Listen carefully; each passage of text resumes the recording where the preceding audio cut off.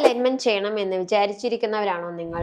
Braces ചെയ്യണോ ഒരു aligners choose ചെയ്യണോ എന്ന കൺഫ്യൂഷനിലാണോ? അങ്ങനെയാണെന്നുണ്ടെങ്കിൽ ഈ വീഡിയോ ഫുൾ ആയിട്ട് കാണുക. I M doctor Malavika, your dentist. Braces means ഒരു മെറ്റൽ ബ്രാക്കറ്റ്സും വയറും നിങ്ങളുടെ ടീത്തിൽ ഫിക്സ് ചെയ്യും. ഇത് ത്രൂ ഓൾ ദ ട്രീറ്റ്മെന്റ് നിങ്ങളുടെ വായിൽ തന്നെ ഉണ്ടാവും. മന്ത്ലി ഡെന്റിസ്റ്റിന്റെ അപ്പോയിന്റ്മെന്റ് ഉണ്ടാവും. ഡെന്റിസ്റ്റിന്റെ അടുത്ത് പോയിട്ട് അവർ ഇത് ആക്ടിവേറ്റ് ചെയ്യുന്ന സമയത്ത് ടൂത്ത് മൂവ്മെന്റ് നടക്കും. നമ്മൾ ഈ ബ്രഷ് ചെയ്യുന്ന സമയത്തും നമുക്ക് ഫുഡ് കഴിക്കുന്നതിനും ചില റെസ്ട്രിക്ഷൻസ് ഉണ്ടാവും. അതുപോലെ തന്നെ നമുക്ക് ബ്രേസസ് ഇടുകയാണെന്നുണ്ടെങ്കിൽ അത് നല്ല രീതിക്ക് വിസിബിൾ ആയിട്ട് കാണും. ഇതിന്റെ മെയിൻ അഡ്വാൻറ്റേജ് ഇത് കുറച്ച് കോസ്റ്റ് എഫക്റ്റീവ് ആണ്. അലൈനർ എടുക്കുകയാണെന്നുണ്ടെങ്കിൽ ഇത് ഇൻവിസിബിൾ ആൻഡ് ഫ്ലെക്സിബിൾ ആണ്. സോ ഇത് വിയർ ചെയ്യുന്നത് പോലും നിങ്ങളുടെ ക്ലോസ് ഫ്രണ്ട്സിന് പോലും ഇത് ഐഡന്റിഫൈ ചെയ്യാൻ ബുദ്ധിമുട്ടാണ്. ഇതിന് മെയിൻ്റനൻസും വളരെ ഈസിയാണ്.